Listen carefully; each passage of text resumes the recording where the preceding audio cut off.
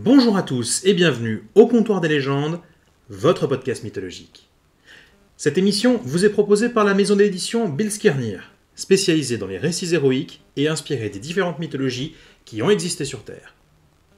Aujourd'hui, j'ai envie de vous parler des dieux de la guerre, mais plus spécifiquement des différences entre les dieux guerriers des peuples grecs et ceux des Romains. Car oui, même si les Romains ont pris le panthéon grec et l'ont arrangé à leur sauce, pour résumer grossièrement, il existe tout de même des différences notables entre les dieux. Et c'est ce que nous allons voir aujourd'hui sur l'aspect guerrier uniquement. Dans la mythologie grecque, on compte deux figures majeures divines représentant la guerre, ainsi que d'autres divinités mineures. Vous les connaissez sans doute, Arès et Athéna, les demi-frères et sœurs, descendants de Zeus. Athéna est la déesse de la stratégie. Elle incarne l'aspect savant de la guerre, ce qui est normal vu qu'elle est aussi liée à la sagesse, le côté honorable et réfléchi de celle-ci. Elle guide et protège les guerriers qui s'en vont à la bataille et les aide à rentrer chez eux une fois le conflit terminé. Arès, de son côté, est le dieu de la guerre en elle-même. C'est un combattant brutal, agressif, impulsif, qui aime le sang et se repaît des carnages engendrés sur les champs de bataille. Il est violent, cruel, mais c'est aussi un lâche. Et oui, Arès est notamment connu pour s'être enfui du champ de bataille dès lors que la situation tournait mal, notamment durant la guerre de Troie. Avec Athéna, il est important aussi de mentionner l'existence de Niké, la déesse de la victoire. Certains écrits en font en fait une facette d'Athéna, Athéna Niké, donc la Athéna qui représente la victoire et le succès. D'autres en font une déesse distincte, liée uniquement à la victoire et au succès, aussi bien dans les aspects guerriers que dans les aspects sportifs, par exemple. Je préfère personnellement cette séparation, et apprécions un petit peu la déesse Niké en elle-même. D'ailleurs, pour l'anecdote, la marque de vêtements de sport a justement pris ce nom pour s'associer à la victoire directement. Arès part souvent au combat sur son char, armé jusqu'aux dents, accompagné de ses deux fils. Deimos, la terreur, et Phobos, la crainte. S'ils ne sont pas intimement liés à la guerre, ils en représentent néanmoins des aspects terrifiants, rien que par leur nom. De plus, ils n'étaient pas sans y aller aussi de leur force et de leur prouesse martiale sur le champ de bataille.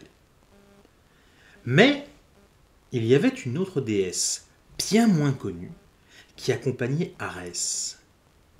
Enyo. Étroitement associée à Arès, elle est la déesse des batailles. Si vous trouviez Arès brutal et sanguinaire, dites-vous qu'à côté d'Enyo, il fait petit joueur. On ne connaît pas vraiment l'ascendance d'Enyo. Certains la présentent comme la sœur, la mère ou la fille d'Arès, mais le plus souvent, c'est la sœur d'Arès, et donc, elle aussi, une fille de Zeus et d'Héra. Car oui, Arès est l'un des rares enfants légitimes du roi de l'Olympe. Petite parenthèse d'ailleurs, on s'étonne que Zeus aille voir ailleurs pour faire des enfants. Mais il suffit de voir ceux qu'il a eu avec Héra pour se remettre un petit peu dans le contexte. On a deux bouchers sanguinaires et un autre que sa femme a balancé du haut de l'Olympe juste parce qu'il était moche. Je digresse, pardon. Revenons-en à Enyo. Elle incarne l'aspect le plus horrible des batailles.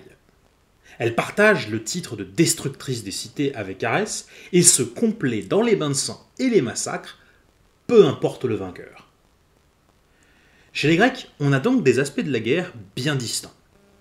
Athéna, qui en est la face raisonnée, et Arès et Enyo, qui en sont la face sanglante et horrible. Mais qu'en est-il des Romains ? Eh bien, chez les Romains aussi, on va retrouver cette dichotomie, bien qu'avec quelques changements. En effet, Athéna, chez les Romains, devient Minerve et perd tout aspect lié à la guerre, ne devenant plus que la déesse de la sagesse. Et Arès, qui devient Mars, eh bien, il s'assagit, comme s'il s'était repu du sang versé et qu'il cherchait désormais à se calmer. Mars reste cependant associé au combat et à la violence. Aux yeux des Romains, il était perçu comme un dieu vertueux, enclin à la guerre. Rome, en tant que nation conquérante et guerrière, vouait une grande importance à son égard. Le mois de mars, qui porte d'ailleurs son nom, était le théâtre d'importantes fêtes et cérémonies réalisées en son honneur. Le dieu romain Mars avait des significations différentes pour le peuple romain. Il était une divinité militaire lorsque Rome partait en conquête et un gardien des frontières de la cité en temps de paix.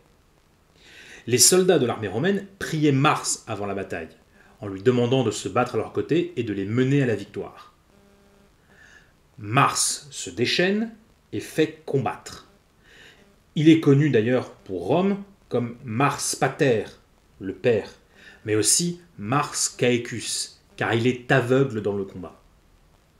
Néanmoins, l'armée romaine est en effet assez éloignée des bandes de guerriers indo-européens et la discipline y compte plus que la fureur, qui était le ressort des anciennes victoires. Aussi, Mars a-t-il lui-même évolué pour représenter également cet aspect disciplinaire et militaire propre à l'armée romaine. Mais victoire et combat sont deux choses différentes, et Mars restait un combattant. Ce qui faisait que de nombreux généraux imploraient d'autres dieux pour obtenir la victoire. Mais qu'en était-il du sang, des tripes et du massacre, me demanderez-vous? Vous vous souvenez d'Ennio ? Chez les Romains, elle prend le nom de Bellone ou Bellona. Eh ben, elle reste pareille à elle-même. Au diable l'héroïsme de la guerre, Bellone n'en incarne que les horreurs, juchée sur son char et armée jusqu'aux dents avec lance, épée et bouclier. À ceci près qu'elle est aussi associée à la conquête, vu que les Romains formaient un peuple expansionniste. On retrouve donc bien des similitudes entre dieux grecs et romains, mais aussi une différence notoire qui va de pair avec les cultures de ces deux peuples, à savoir la professionnalisation de l'armée. Si la guerre conserve ses aspects horrifiques, Arès le sanguinaire devient Mars le soldat. Sa brutalité laisse place à la discipline, et seul Athéna se retrouve laissé sur le carreau.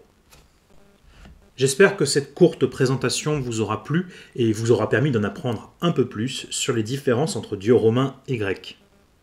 N'oubliez pas que vous pouvez toujours me soutenir en vous abonnant à l'émission et en partageant vos avis et vos retours en commentaire.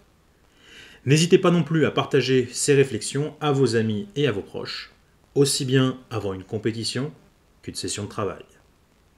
Si vous souhaitez en savoir plus sur mon travail et découvrir des histoires centrées sur les mythologies et reprenant les thèmes et motifs des grands récits d'autrefois, rendez-vous sur le site billskernir.fr. En attendant, je vous dis à bientôt au comptoir des légendes, et n'oubliez pas que c'est mené par nos histoires que nous dirigerons notre avenir. Bonne journée.